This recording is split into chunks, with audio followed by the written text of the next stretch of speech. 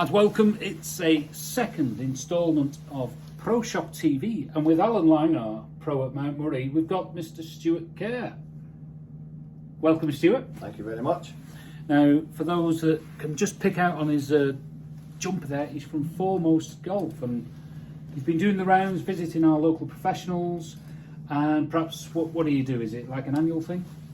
I'm a business development consultant with Foremost. I was a head professional for nearly 21 years. I took the job up with Foremost 2.5 years ago, and I have now 3 clients on the island with 4 sites.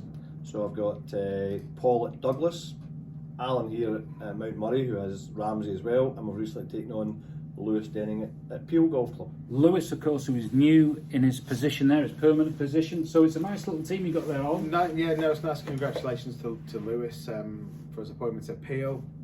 As we know, Lewis, I was looking for Lewis to work for me for 4 or 5 years, and he knows the Mount Murray members well, and he's a great addition to Peel, and obviously with Stuart's help, he'll be able to direct him in the right direction. And very pleasing to see, of course, because you've got to support your local pros, and it's not just the Foremost pros, it's the pros on the Isle of Man, whether it's for retail, whether it's for coaching and so forth. Just keep yourself offline if you can help it. I think that's the main thing. That's the main thing. But the good thing is you've got this little network on the island, so I suppose if you're missing a pair of size 11s on your Adidas Tractions or whatever they're up to nowadays. That's it. Yeah, we do work close together. Yeah, because it's in our best interest. So we've got a good rapport with all the clubs. So that's good, isn't it, Stuart? You know, there's a wide range of. It's great for me coming over. One, I think for Foremost, it's a more worthwhile visit. The lads have been very receptive, and you talked about going online there.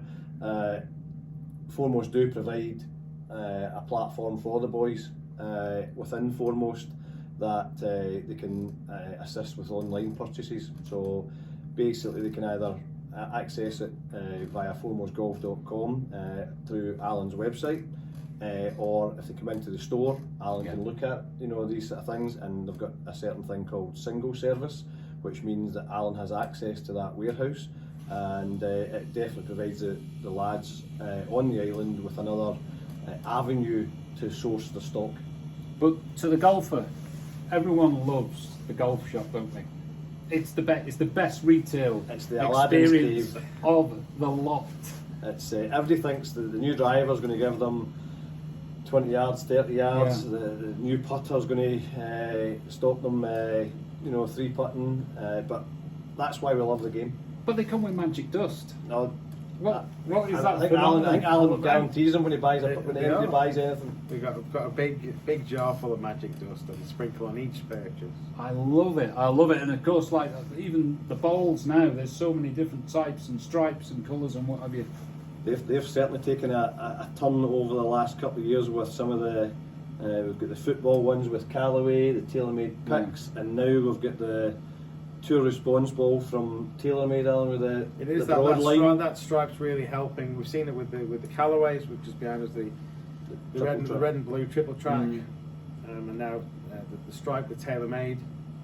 You'll love the triple track, though. I do. Red, white, and blue. I don't know why that is. That's leading on to football. Now, Stuart is a staunch St Mirren fan, and for those that you don't know, that is a football team in Scotland, and on Saturday, playing this weekend, it's the big game. The big game for me and Alan, because there's always a few messages before and afterwards, and as a smaller team, we don't tend to beat Rangers very often, but I'll give this man his due.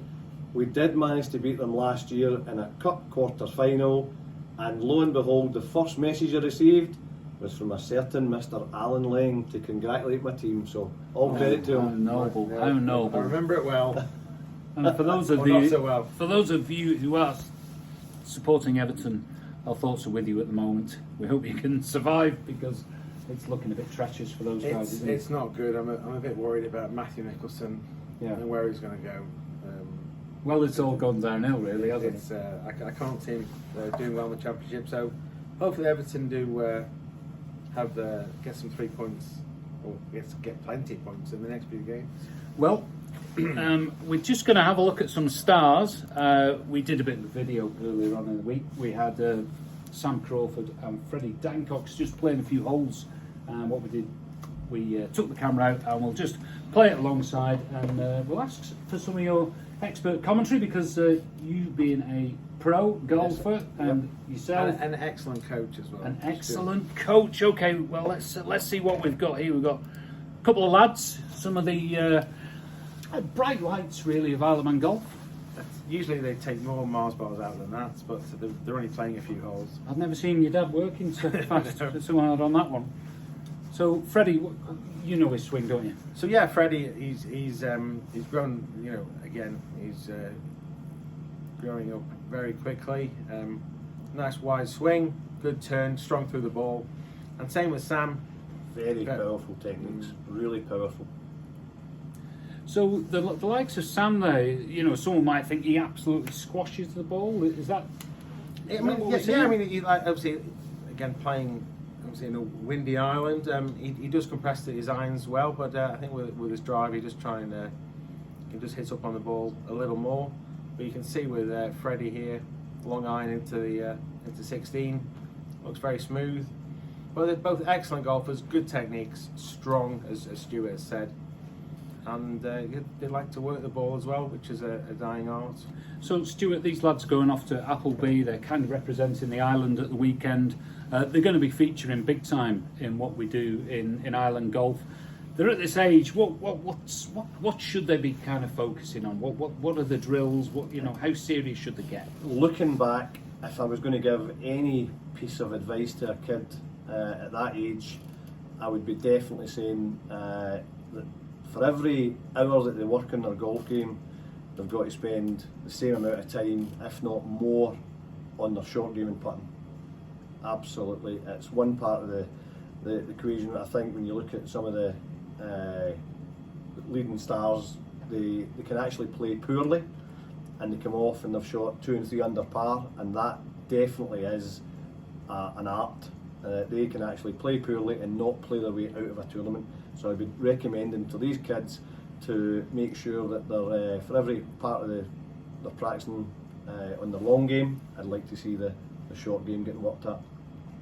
And of course, there's plenty of coaching opportunities and drills and what. Yeah, there are. And I know, speaking to Sam, he goes on about his short game quite a lot, and he's working on different shots, using different clubs.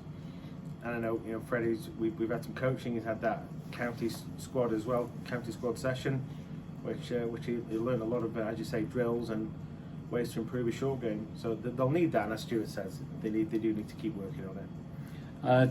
Just looking at the tee shots on 18, Sam absolutely smashed one right over the hedge down the bottom and a bit beyond.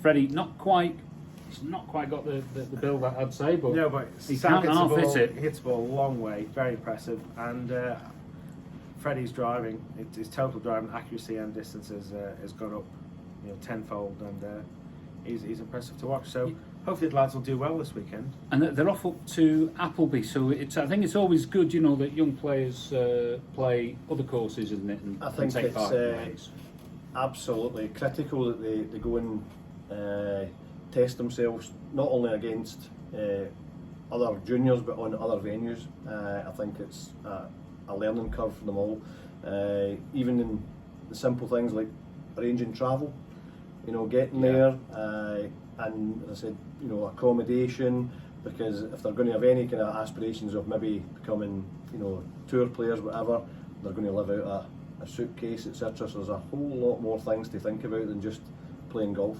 And these guys will have aspirations to do that. Of course, we've got Tom Gandy, who's on the Challenge Tour and other events at the moment. He's from the Isle of Man, so they've got someone to track and follow, as we all do. We all track. That's a great thing to have as a yardstick. And the thing is, it shows that it's possible, to actually absolutely get out there and live the dream and try and make a living, Alan, isn't it? My favourite saying, live the dream. Live the dream, live the dream. Well, I just had one of the greenkeepers. It was just on the 18th tee, which is featuring on the show now, on the 18th hole, is that we had this item was found in the rough by one of the greenkeepers. And I think there's a bit of a story with this, back to 2003, I would say 2004? Yeah, 2004. Mr. Charles Garside, captain of the club for the year, and I think on his captain's day, he hid a few bottles of red wine, beers, Buckfast. A bucky? Maybe. It's a real Is that vintage something then. you have up in Scotland? Bucky? Bucky is well known in Scotland. Oh yes. dear, St Mirren have lost again. I'll have to drink a gallon of the stuff. So that was found by Richard Cremo, yeah, he was out Very good. somewhere far and wide in the rough. So it is we've done a bit of research, a Ban Rock station, and it's a Shiraz 2003. So naturally you're thinking, this is going to be worth a fortune, you know, like for a wine collection or something like that. And we plugged it into the internet just now, and it's actually worth £7.43.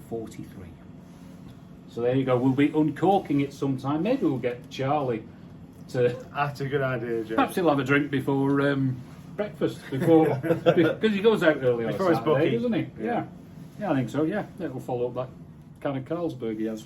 Anyway, on his cornflakes. But we'll move on. What have we got tonight? We've got the first round of the Masters. Yes. Everyone's talking about Tiger. You want it to happen, don't you? Of course you do. No, he's good for the game. Great for golf. Yeah. Absolutely, it's a buzz. I've never ever say I was a huge Tiger fan, but I think what he does for golf. I mean, there'll be more people who watch the Masters because Tiger's playing. I'm unsure how he'll stand up with the rigours of the terrain at Augusta. Yeah. You know, the slopes that he has to contend with. But as I said, I think it would be brilliant for the game of golf to see him definitely playing on Sunday. Well, quick tip for the Masters. Even though he's playing with Tiger, I always put my money on Louis, so fingers crossed. Louis, Dustin Johnson. Dustin Johnson, and I've got Tony Finau. So we'll see how we get on. The phone is ringing. It could be another customer saying, "Get my order in for me stealth bomber driver." But anyway, thank you, Stuart. It's been a pleasure. Thanks a lot. Good luck with the. Thanks for your time, Alan. no, I enjoyed your Absolutely company brilliant. this week. Thanks a lot. Thank you. Cheers. Right, time to sign off. Goodbye.